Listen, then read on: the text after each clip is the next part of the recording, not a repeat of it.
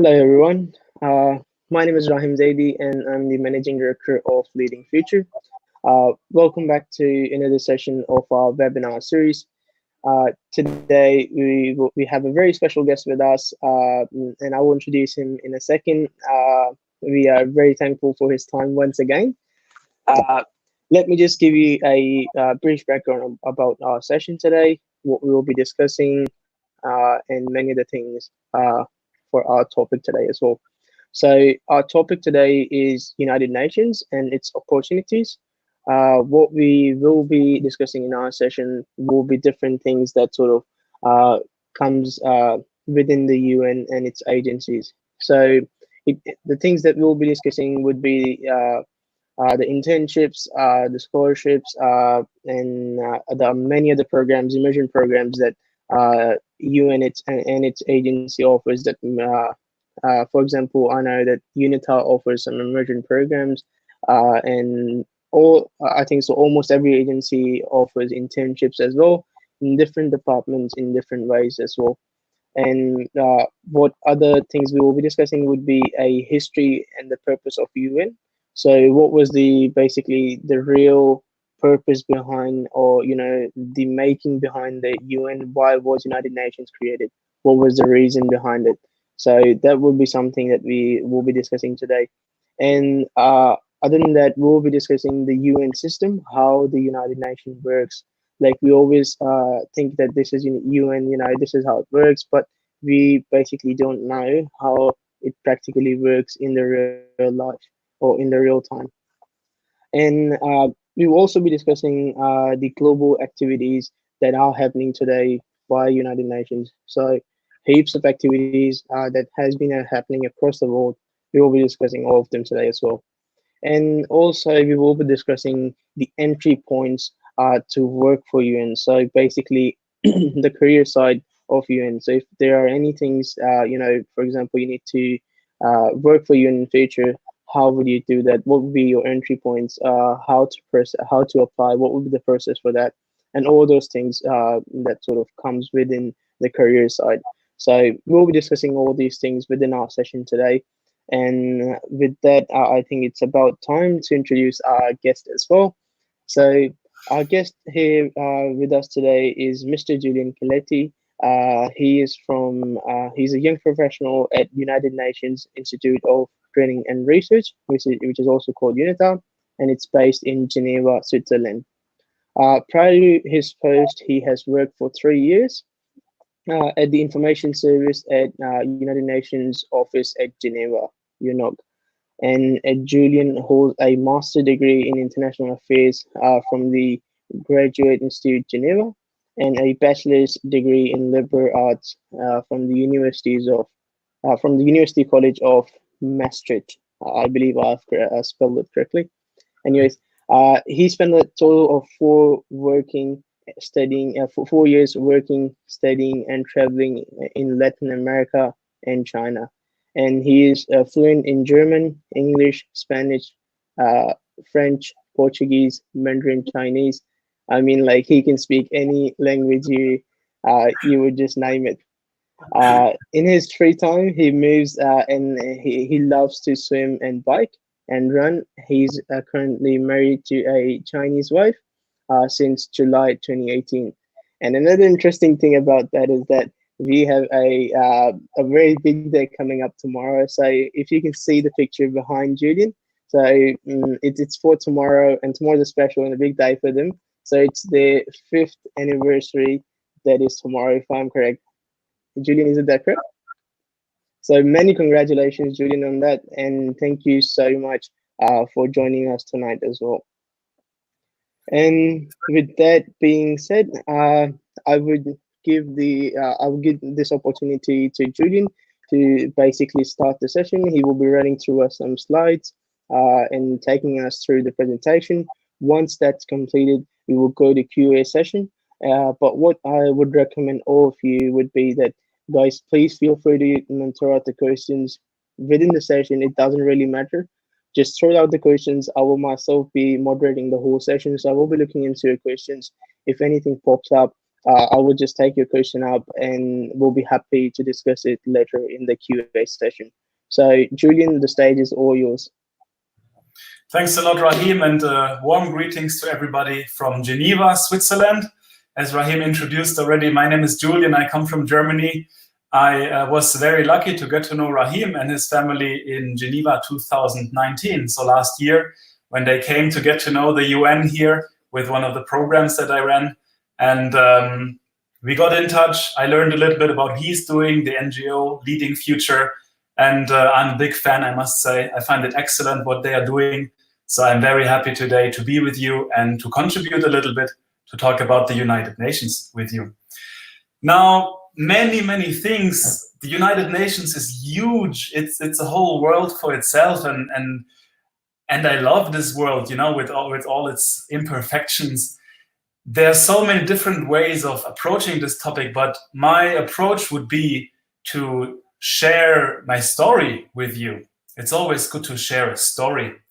And I have prepared a couple of slides. It should be about 30 minutes. And the aim is for you to understand the United Nations better, and also to understand how you can contribute to the United Nations. This is why the presentation is called The United Nations and You. Let me share my screen. And we've also got a few people up here who are saying hello to Julian. It's hi, everybody. Nicolo Angelo. Oh, of course, I know him very well. Hey, Nicolo. How are you? Greetings from Geneva. Yep, and I think so your screen is up there. My screen is up. You can all see it, hear me, everything perfect. Okay. The United Nations and you, it's really, as I said, the United Nations and me is a love story, and I try to share a little bit this love with you today. My story with the United Nations started with this gentleman, actually. This is a Brazilian UN diplomat called Sergio Vieira de Mello. He used to be the UN High Commissioner for Human Rights, but unfortunately he died in a terror attack on the United Nations in 2003. But this gentleman led such an inspiring life. He did so much good for the United Nations and for many people around the world that after his death, there was a documentary produced about him.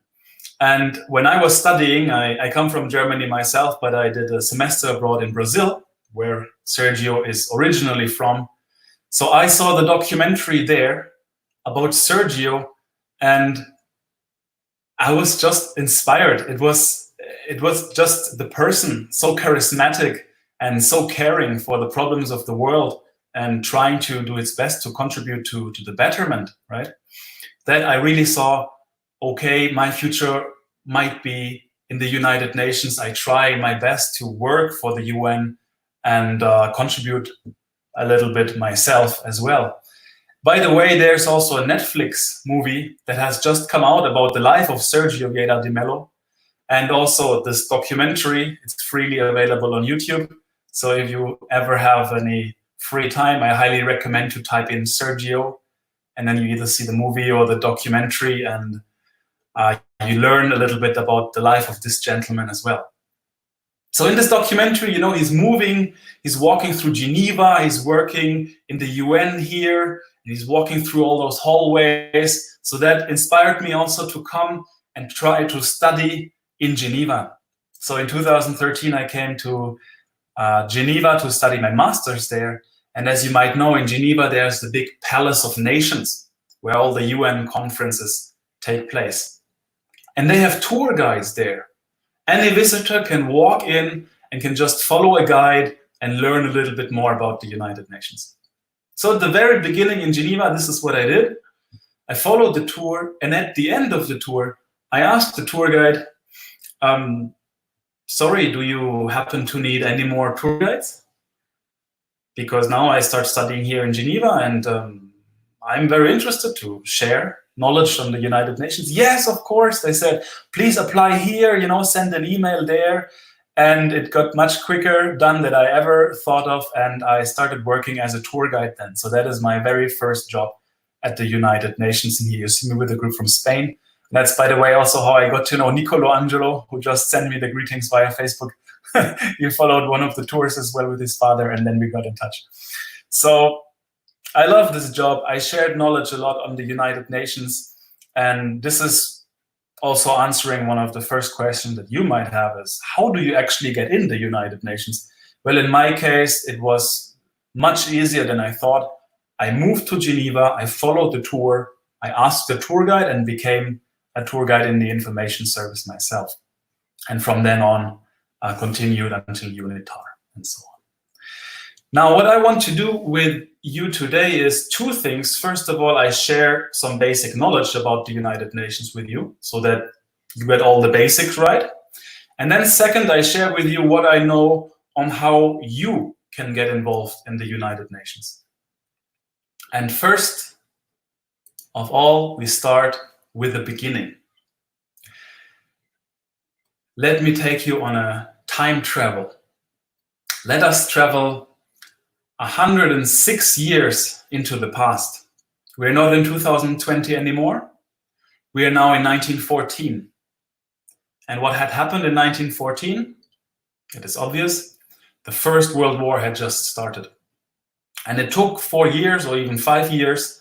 And in 1919, after a carnage that has never seen before in the world, the world leaders at the time came together in Paris and they said, we have to make sure such a tragedy will never happen again. For this, we have to create a world organization where all countries in the world can come together and make sure this war will never happen anymore. This world organization, founded in 1919, was it was not the United Nations. It was the League of Nations. And this League of Nations was headquartered in Geneva. If you ever come to the city here, you will get to know this building very well. It's right by Lake Geneva, and it still exists. This is the Palais des Nations, the Palace of Nations. And the League of Nations was hosting meetings there, the first conferences trying to contribute peace to the world, but unfortunately, it didn't work out. Since we all know, the Second World War broke out, and this League of Nations failed. It couldn't do anything to prevent that. This is why the League of Nations dissolved. But after the Second World War, this idea of a world organization for peace was revitalized. The world leaders again met, this time in San Francisco in 1945. And then was it that the United Nations was created. I have, by the way, the Charter of the United Nations with me. This is the founding document. It contains all the provisions of how the UN works and which are the official languages and who are the member states. But what is often quoted is the very first sentence of this charter, which is, we, the peoples of the United Nations, are determined to save succeeding generations from the scourge of war. So in a nutshell, the UN, founded in 1945, is all about peace in the world, trying to make sure that we have more peace, more prosperity, and more justice and fairness in the world. So far, so good. Now, how does this UN actually look like? Well, here I have a slide that has scared many people already. This huge mechanism here, this is all the United Nations. And we could spend a lot of time going into detail on all of those smaller organizations, but I give you a very brief overview. The most important ones are this one here, the General Assembly. It's like the World Parliament, where all the world leaders meet every September in New York in the US, and they deliver their speeches about the state of the world. And the second most important one is the Security Council. That's a much smaller body, 15 member states only, that always meets whenever there's a crisis or there's a war or an attack or anything urgent going on, and this Security Council is then deciding on the steps forward on a global scale. Now, besides these two main organs, as you see, there is a whole series of smaller organizations. I'm sure you have all heard of UNICEF, for example, which is the Children's Fund. You might have heard of UNHCR, which is the High Commissioner for Refugees. UNITAR, for example, the Institute for Training and Research, is here, or nowadays in the news a lot, WHO, the World Health Organization. You can find it here alongside many, many others. So to summarize this slide, for you, it's important to keep in mind that the United Nations is not just one organization. No, the UN has its main organs, like the General Assembly, the Security Council, and others. And on top of that, the United Nations has about 50 to 60 sub-organizations that all try to tackle a specific problem in the world and try to improve this. Now, you can imagine that it is very difficult to harmonize such a huge system. Just so many different organizations within the UN, different people that want to do different things. And even if you zoom out, then of course you have the entire globe with all its different actors, the national governments, you have non-governmental organizations, you have universities, you have religious organizations, NGOs, you have a whole very complex, world.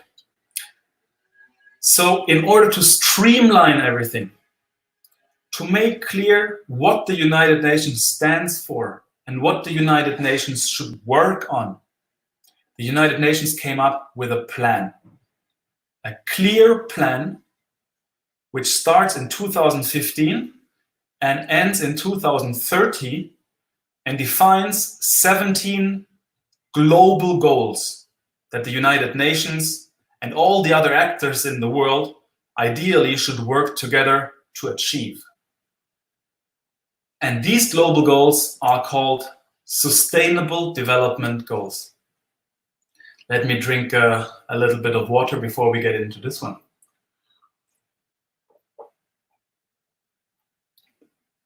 Now, the Sustainable Development Goals, or the SDGs, this is really what the United Nations is all about. You see, we have 17, say, problems in the world.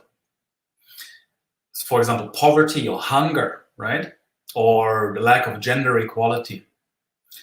And the United Nations, as I said, has brought all countries in the world together in New York, 2015, to define all of these clearly and to make sure that, okay, to lay out the roadmap until 2030, we try to achieve all of them.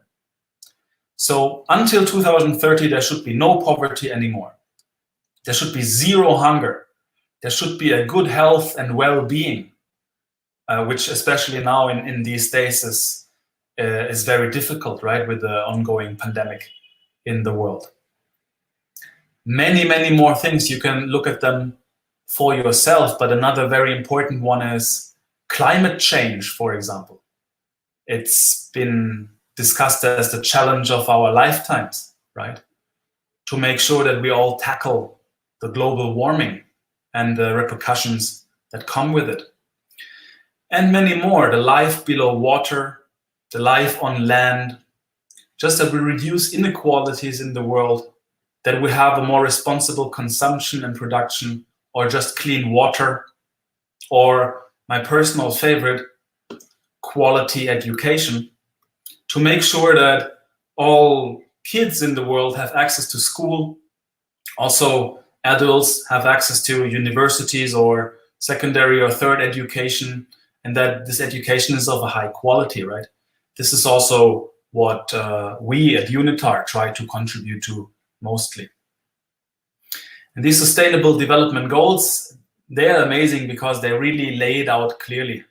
For example, when I'm in the office and I come up with an idea for a project and I say, we might train young leaders from Pakistan. We want to We want to show them what the United Nations is and how the United Nations works. And I write a project proposal. I write it all down and I send it to my boss, our director.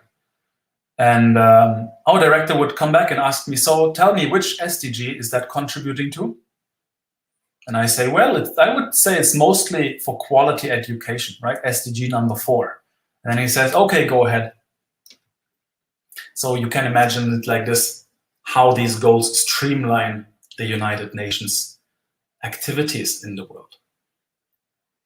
And by the way, feel free to also, everybody, for yourself, think a little bit of what could be my own personal favorite goal where I could think of contributing most to, or where my talents or my interests are mostly. That is also a nice orientation. So that is what the United Nations is doing in a nutshell. Of course, there are many, many more things, but now I would switch to the second part of the presentation,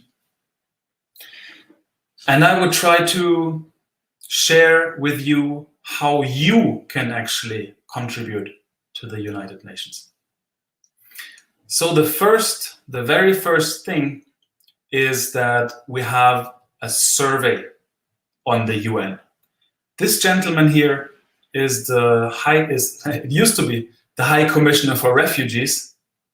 Now he's the Secretary General of the United Nations, so he's the top diplomat of the UN. His name is Mr. Antonio Guterres from Portugal. And Mr. Guterres has now, in 2020, started an initiative for the 75th birthday of the United Nations.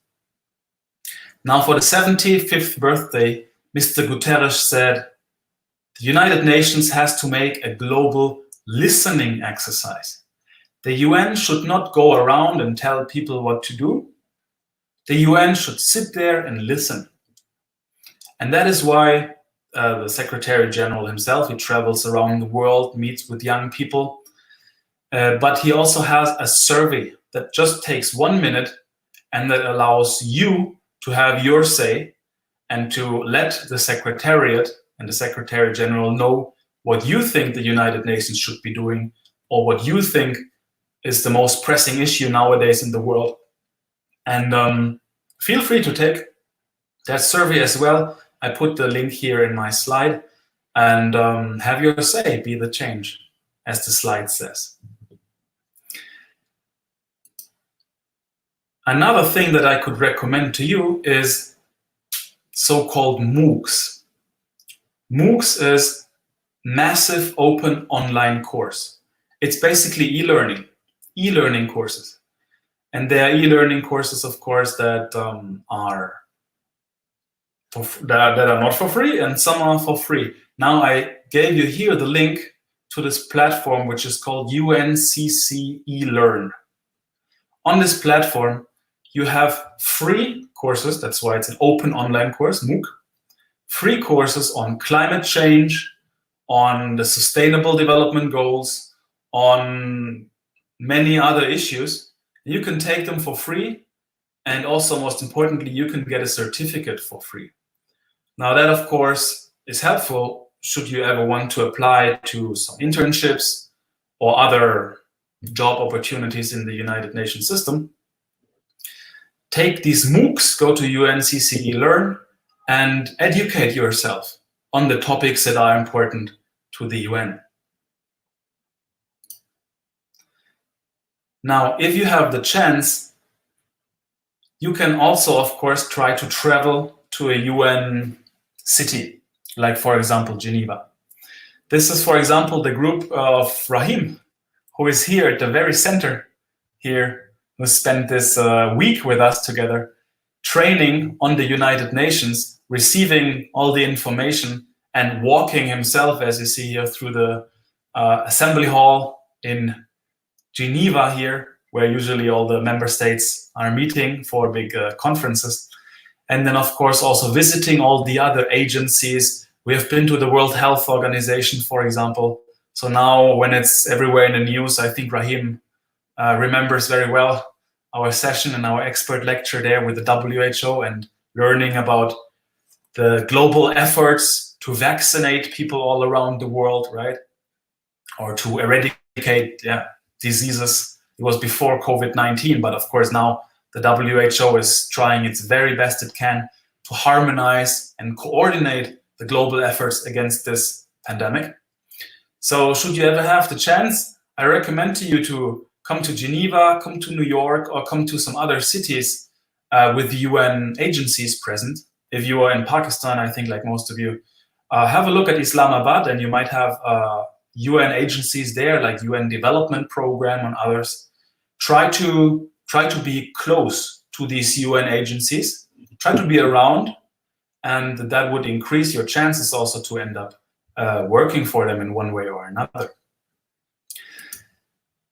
Another way of joining then the United Nations is the UN Volunteers Program. Now, UN Volunteers is of course voluntary, so unfortunately there will be no payment, anything involved. So then you'd have to see, of course, how you can contribute. But the UN Volunteers, it really has amazing work in the field mostly.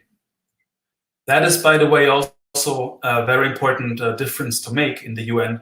You have the UN of the headquarters, where the conferences are taking place, where the member states are meeting, where the discussions in the offices, where the harmonization, the coordination is happening. And then you have the UN work on another level, which is the field, it's called. So that is really in the countries that are war-torn, or where a natural disaster has struck, for example, or where climate change is already directly palpable or tangible and has direct consequences for people. So that is the field.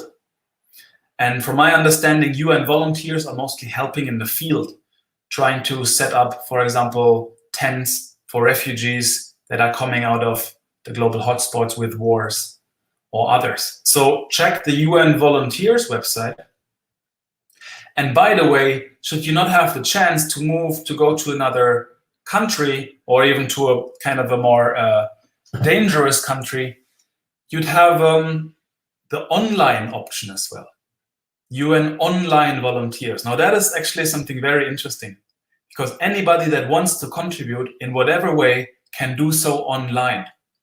Check it out, go to the website, check the online volunteering, and then you will see that you have many different categories, like translation, like graphic design, like IT or anything like that, where you might have a talent, And if you are willing to somehow, put it to the service of the United Nations, then you can create your own profile in this online volunteering. And you might be interested by people like us here in Geneva that just right now need somebody to translate urgently a document from English into Urdu, for example. And I think many of you would be very qualified to do that, right? And after this volunteer job, you will be then in direct touch with somebody in the United Nations. Then you will also be issued a certificate that just proves that you have contributed online through this volunteering site. So that is something really interesting. I recommend everybody to check that out.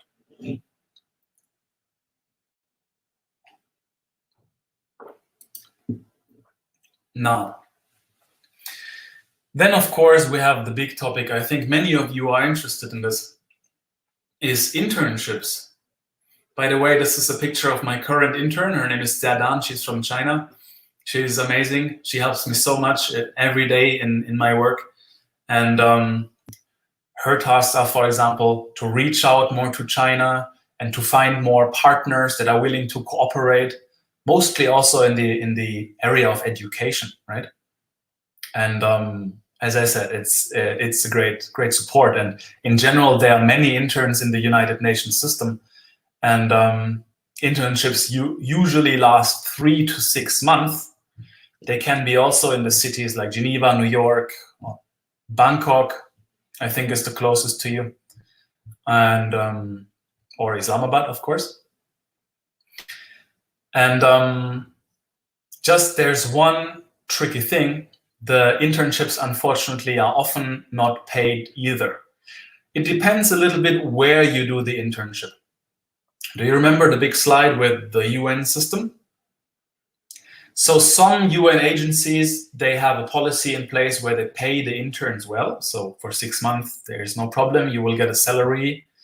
But some other agencies, unfortunately, don't have the financial means to support interns. So this would have to be something you'd have to check before you apply for an internship. Is the intern paid? In which city is it? How much does it cost to live there in a city? And so on and so forth. And you might also be looking for some financial support from other institutions, maybe from your own government, from universities, from foundations. Okay, internships. Now, how do you find internships? The main page for that is the UN jobs.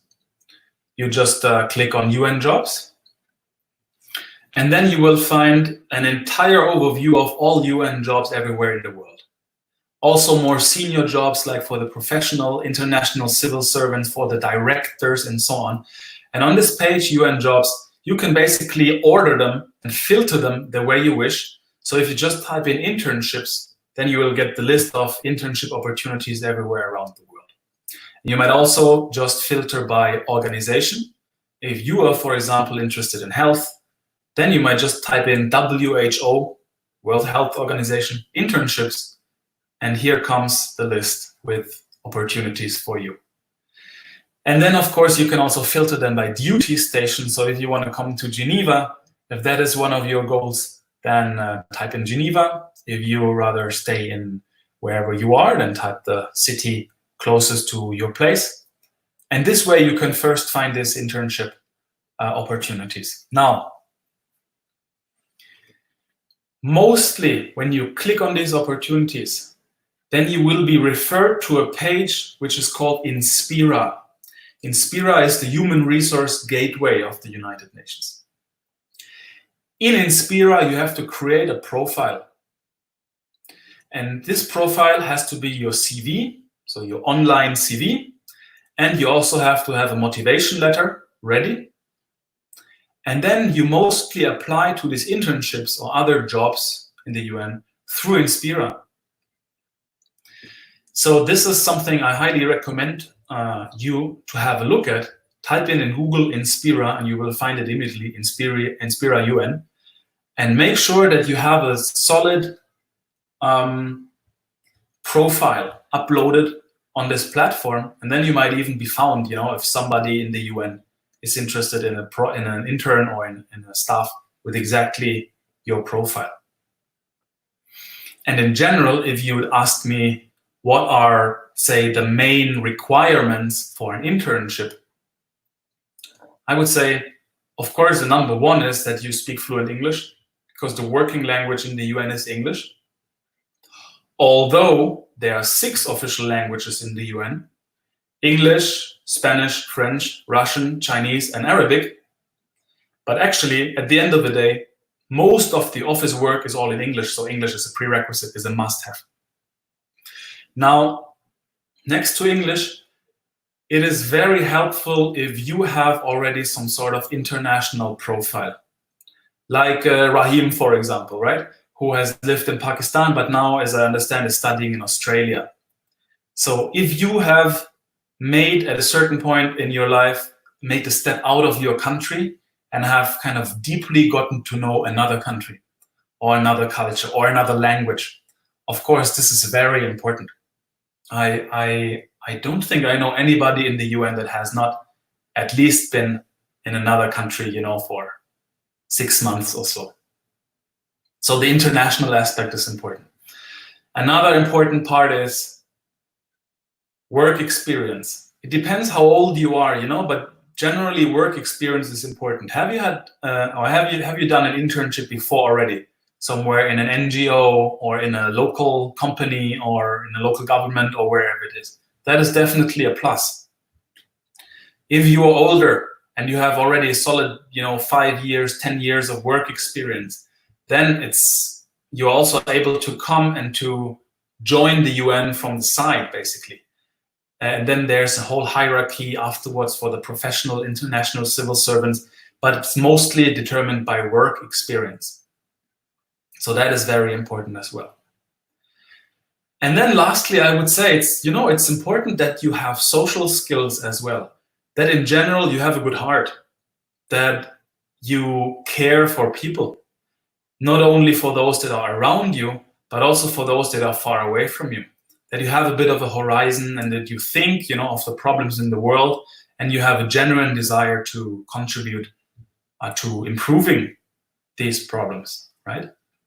And you would notice this very quickly, if you come along somebody who cares, or somebody who would rather say, well, this is also far away, or this doesn't concern me. And it's of course much better if you deeply care for the world and you have this kind of fire in you and you think you can do something, even if it's a small thing, you can help make the world a better place, then I think the United Nations is for you. And a little bit in that context, there's also a brochure. I have one here with me. It's called 170 Daily Actions for the Sustainable Development Goals. It's very well done. I think it's done here by the UN in Geneva. And it just has very simple things that everyone in the world can do, which contribute to the global goals. For example, the first one, no poverty. The first one will say, teach a skill or a short course at a community center. Or volunteer in a home shelter. Or at birthday parties, try to donate money to some chosen charity. These are simple things everybody can do, but they help to contribute to the SDG number 1, no poverty. And there are many more, 170 of those. Just click here on the link, youniedtoknow.ch, and you can download the brochure. And I like it very much, and I try to follow it the best I can. And lastly, this is also my main message before we go to the question and answer session, is that the UN starts with you. It's really not an organization that is far away and somehow obscure. No, the United Nations is really coming to everybody in ways that you don't really notice, that you take for granted. Things like your cell phone. There are so many ways that the United Nations, plays a role in your cell phone, for example, by the network that you will have. It's organized by the International Telecommunication Union, which is here in Geneva, right?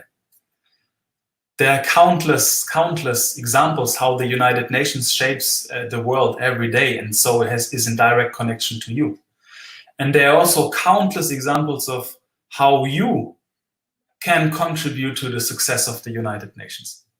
Be it through the daily actions, be it through taking a MOOC, massive open online course on climate change, or be it through even, mobilizing some resources and time and come to Geneva, come to New York, and even intern, volunteer. There are so many ways. And especially in times like these, where the world is in crisis with a pandemic, and there are forces that are questioning the value of the United Nations and the value of multilateralism, which means that all countries should come together to cooperate to solve global problems. Exactly in the way that 100 years ago was the idea of the world leaders after the First World War. Now, everybody can contribute to this. The UN starts with you. So thank you very much for your attention. And now I'm happy to give the floor back to Rahim and open it up for some questions you might have. Thank you so much, Julian. And I have to say, it just reminded me of the days of back in Geneva when I was there. So it was quite interesting to see, all the information and the things that, we can learn from you and many other things. For example, SDGs are something really important that people always think that the SDGs are for the government levels, or it is on the level of a country. But in reality, it is something that we all individuals can work out in our daily lives. We can place in, we can do work, we can place it into our lives, and we can work on them as an individual as well. So amazing. And I was just looking through the website as well. You need to know .ch. It is an amazing website, and I think so. It will be a quite good read for many people, especially in these times when many of the people are isolating themselves in the home. Why not just go to this website and sort of get all the information you need from there? So speaking of that, now obviously our QA session starts. So to our audience, please feel free to send us any questions you have. We'll be happy to answer any queries or any questions you may have or you want to ask. And as we start towards our questions, Julian, we have a question which sort of is that how about the online courses? Like, I mean, we know that there are so many online courses at this stage, but is there any specific online courses that for the beginners or for people like us who want to get involved into UN? What would be those key courses that we should apply for? And with those courses, are they free, or is it like is it paid, or do you have, how does the process works overall? So in general, there are courses that are paid and there are courses that are free. But actually nowadays, there are so many excellent courses that are free already that I definitely recommend you to go to the free ones, and you can build up a lot of knowledge there. So the first step would really be for you to go to a website like UNCC Learn, right? CC stands for climate change. That is a platform that has, for example, an introduction to climate change course. I think it's 6 weeks long, if I'm not mistaken. It's very well done. You learn everything you need to know, about how the global warming, takes place and all the potential repercussions that has for the world. And that is, as I said, is one of the main challenges that we are facing now. So you don't do anything wrong with, putting your nose very deeply into climate change and learning about the environment and everything that comes with it. There's another platform which is called UN SDG Learn. There you can also learn more free of charge, introduction to the Sustainable Development Goals, for example. And by the way, now that I think of it, there's also something which is called the world's largest lesson, which is freely available. You just have to Google it. It's all about the Sustainable Development Goals and how to teach these Sustainable Development Goals in classrooms all around the world. So if you are, for example, a teacher or an education worker like Rahim, you might have a look at this world's largest lesson and all the material you get about the Sustainable Development Goals. So with this, I think you have already a very strong kind of first step. And from then on, feel free to go in any direction, there's so much to learn, and there are many, many MOOCs, massive open online courses. So don't pay anything, learn, build up your knowledge. Yep, amazing. No, that's good. And in regards of like, there are a few people who want to know is basically that why they should apply for UN, like why they should work for UN, United Nations in specific. Like, I mean, they're saying that there are so many other organizations that they can work for, and they don't have to, travel overseas. They don't have to, leave their country and go to a specific place. For example, if someone is in Karachi, he says that why should I go to Islamabad? Like, I mean, if 2 or 3 bullet points of the benefits of working with UN, or how you can develop yourself, or what skills you can gain by working or for working for the United Nations. So I would say, the key factor for you if you are motivated to work for the United Nations is really that you want to contribute to improving the world. But then, of course, there are so many ways of doing this. And actually, you know, things like Rahim does in his NGO, right? This is exactly something that is making the world a better place, spreading education through everywhere. This is why I'm personally I'm so inspired by this, and I'm happy to be a part of that. So you don't have to work for the United Nations. If you yourself, you know, find something right in front of your doorstep that you can contribute to in what way ever, you know. And that is very important as well. That is called like the civil society, the NGOs, the voluntary work, you know. Also in your local government, ask your local government, see how you can contribute. There are many, many ways of making the world a better place. The United Nations, from how I understand it, is really kind of when you bring it to the global level, where, you know, you are there trying, you know, to help the coordination and the cooperation of all the big global actors like governments and all the others that I mentioned before, you know. So whenever you have some sort of, you know, global outlook and try to contribute on a global scale, if you personally are interested in another country and another language, you know, then I think the United Nations could be something for you. Thank you for that. And we also do have a question from audience. So Zushan, he's asking that it's sort of a different from today's topic, but he still wanted to ask was that we know that the world is going through a pandemic. So if a similar situation occurs in future, what will be the strategies of UN to cope with such pandemics? I mean, like we do had these different sessions before, and when we did talked about. So Julian, in very briefly, what would you say about that? So this is a very tricky topic, and thanks for pointing that out, because that's also one of the key things that Rahim and your group, you learned when you were here in Geneva. The United Nations and the World Health Organization, as part of it, is often misunderstood as being kind of a world government which is above the countries and can kind of tell the individual countries what to do and what not to do.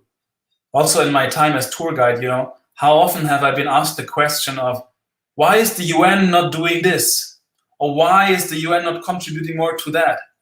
As if the UN was some sort of all-powerful world government, you know. I think the world would be better if that was like this. Unfortunately, it's not.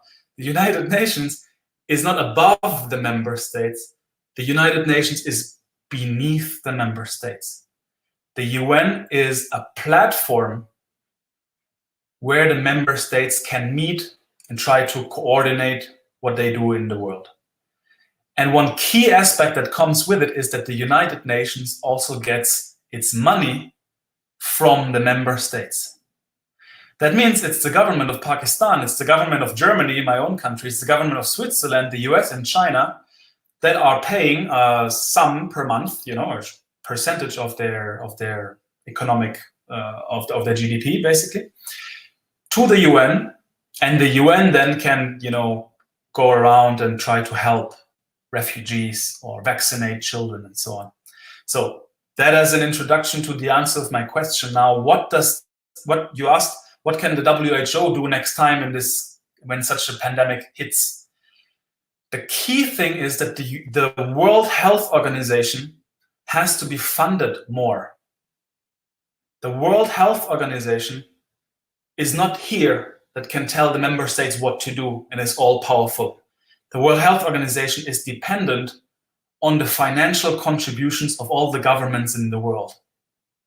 And now, especially, you know, in the middle of the crisis, there are some governments that are critical of this approach of bringing every country in the world together and coordinate. And they cut the funding for the World Health Organization. Now that is something, how could I say, you know, it's very detrimental to any effort to make this crisis somehow, you know, go away quickly and help the people that are affected by this.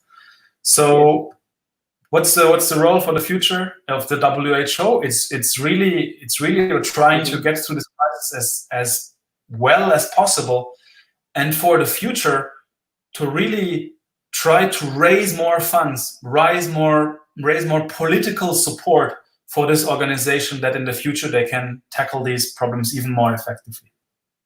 Now, 100% I agree. And this is a topic that if we start talking about it, it would just take us days and we will still be talking about it. So, I mean, like, there are so many things that, we can talk about. But now we've got another question. It's from Santos, and he's asking, can we get details about internship program? And can we intern from our place? Is the internship part-time, full-time? So, Julian.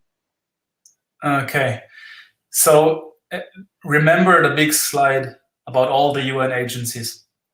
Now, the key thing to understand about internships is that the internship policy is not the same across all of those agencies. It is very much depends whether you apply for an internship at the World Health Organization. It's not the same as an internship at UNITAR, or it's not the same for an internship at the International Atomic Energy Agency in Vienna, for example, or the World Trade Organization in Geneva. In general, the internships are 3 to 6 months, mostly.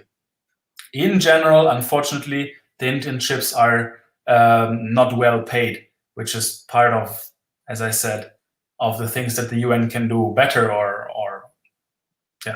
the United Nations is not the best funded organization in the world, let's put it that way.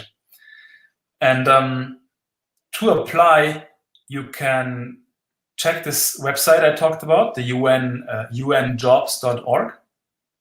Apply for websites, go to Inspira and make your profile.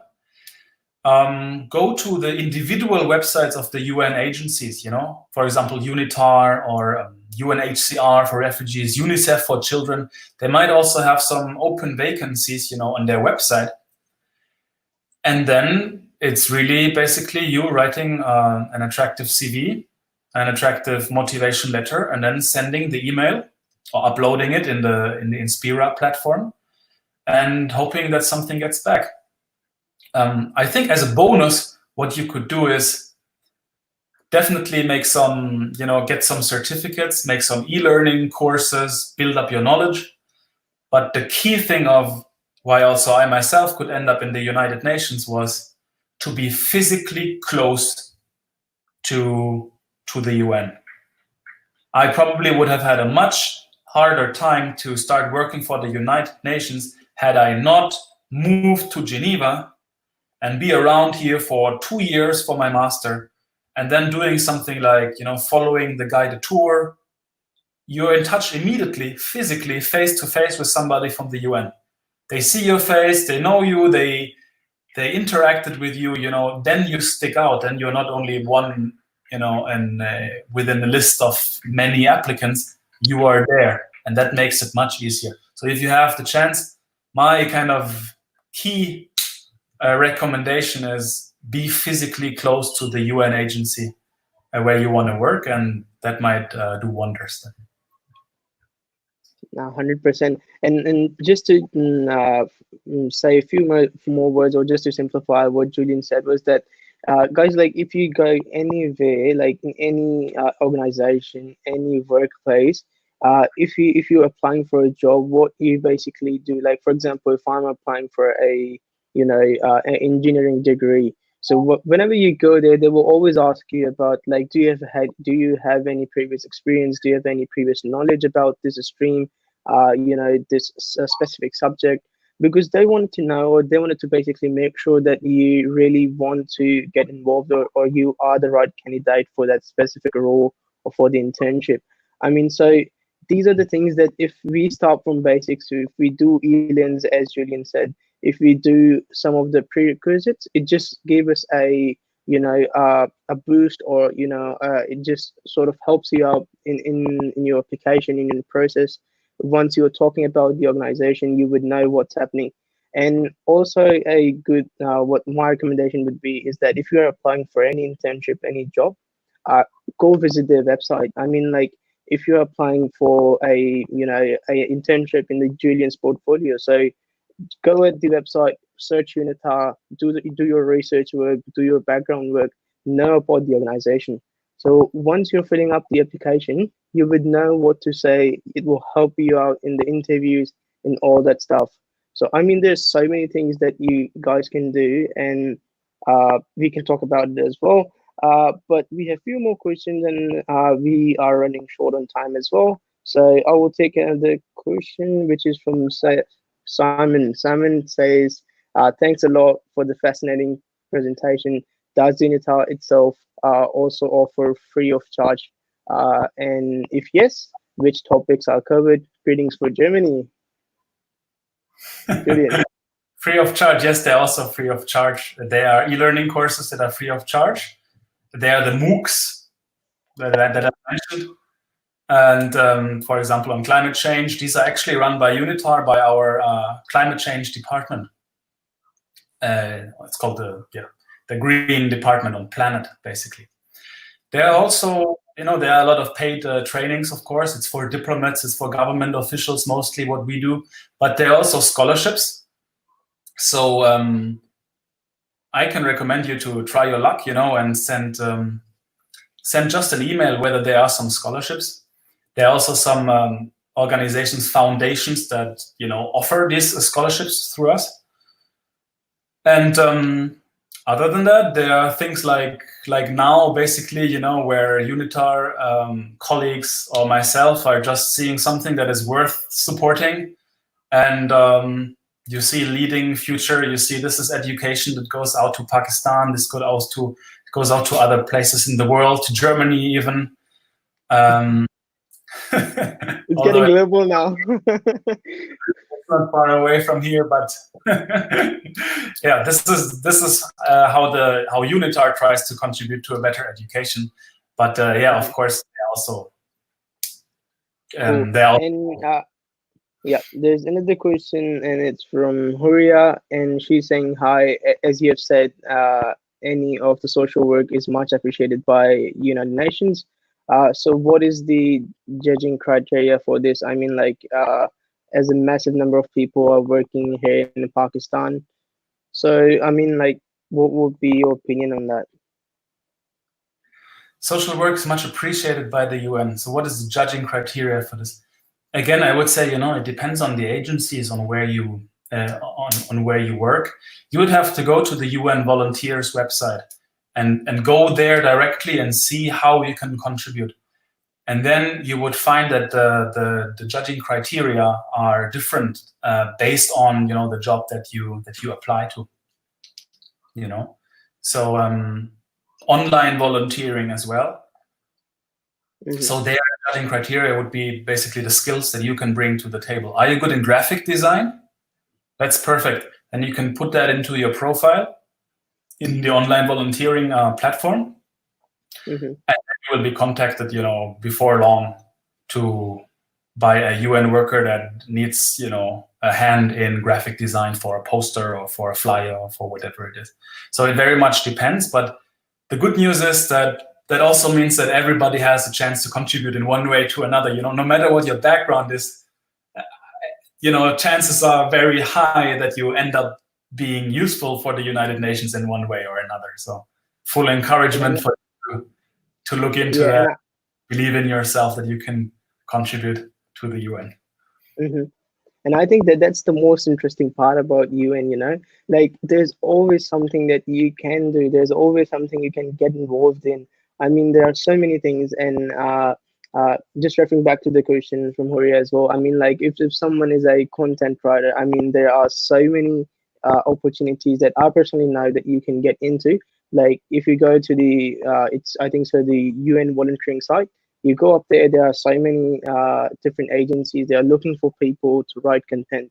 So they need content for maybe Unitar, for Leading Future, or maybe all other organizations. So there's always something that you can work out. There's always something you can work with. So that is a good answer as well. And coming up to another question, which is from Adil. So Adil is asking, what UN agencies provides more opportunities for youngsters? I mean, I think so. He's trying to ask is that in specifically, what we see is that I mean, there are many opportunities, but they always require qualifications. They always require, specific requirements. So, I mean, for the beginners, what could be the things for youngsters who are coming to the age, who are the young people of our society, how they can get involved within the agencies? Mm-hmm. Yeah, it depends a little bit on your background. So it could be any agency really, but what I could list here in this place is, for example, the UN agencies that are paying the interns very well. I don't know whether, like, statistically they have a higher intake of interns than others, but I know, for example, the World Health Organization is treating its interns excellently. So there's an entire package. It cares very well from the preparation, to the moving to the place. There's a decent salary involved so that interns can live with no problems at all, in an expensive city like Geneva or New York. Another agency that is dealing with its interns very well and treating them very fairly is UNHCR, High Commissioner for Refugees. So you might look into this. Then, of course, the UN agencies that in generally are better off in terms of finances. For example, World Trade Organization, World Intellectual Property Organization. So that is the organization that protects ideas, right? And trademarks and copyrights. It's also here in Geneva and pays the interns well. And did I forget any? Oh, there might be some more. You might also think of the US, Washington, World Bank, International Monetary Fund. Don't forget, this is also part of the UN, although they are, autonomous organizations, but they are part of the UN family as well. So many, many opportunities. There's a place for everybody in the UN. Yeah, as we said, like there's so many things that everyone can work on, and the opportunities that are available.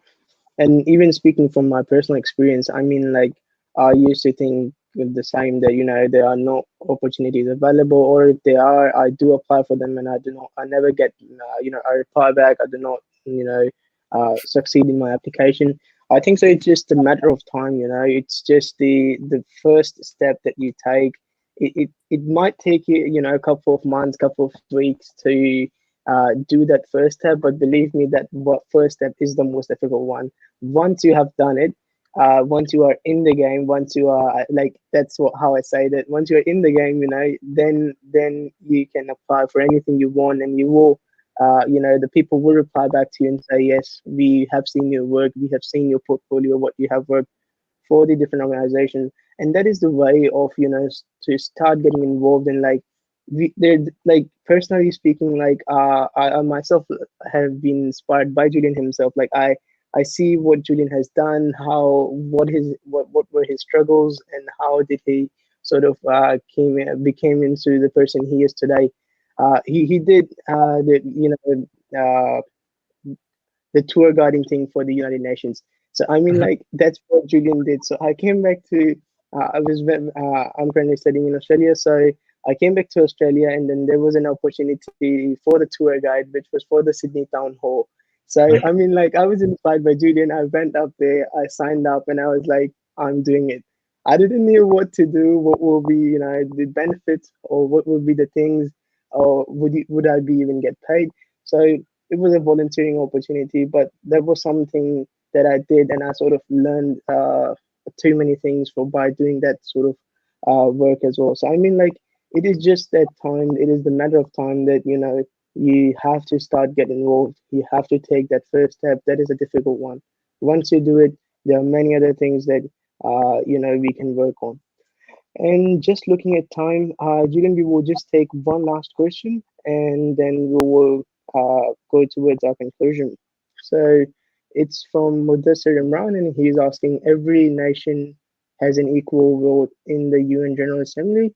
Do you think that one nation or one vote system is fair?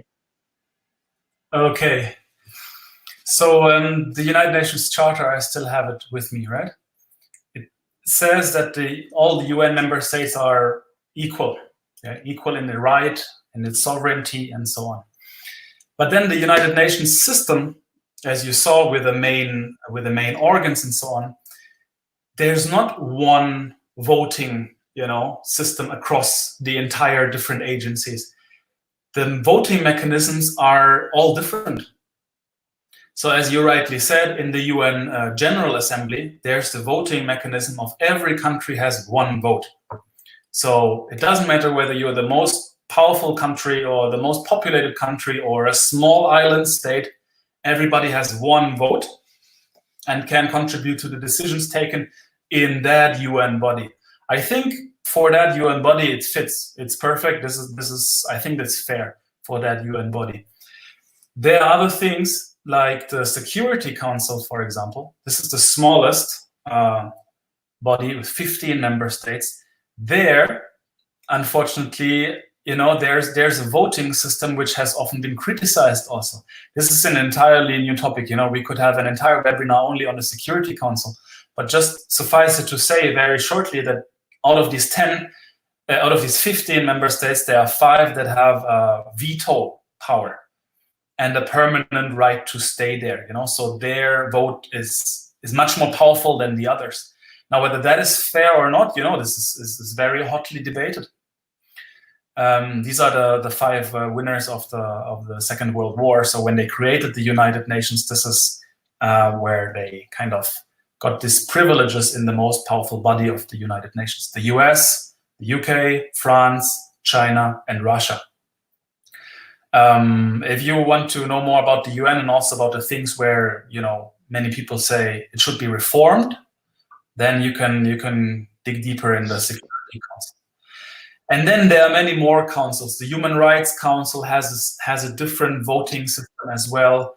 The World Bank has a different voting system. The International Monetary Fund, the World Trade Organization, it's all not the same.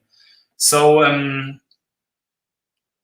I think it's good that it's not the same everywhere, because the bodies are so different and the topics they treat is so different. But when you want to kind of imply that there should be some bodies that should be reformed in order to have a more fair representation in the UN, I think you have a fair point in that too.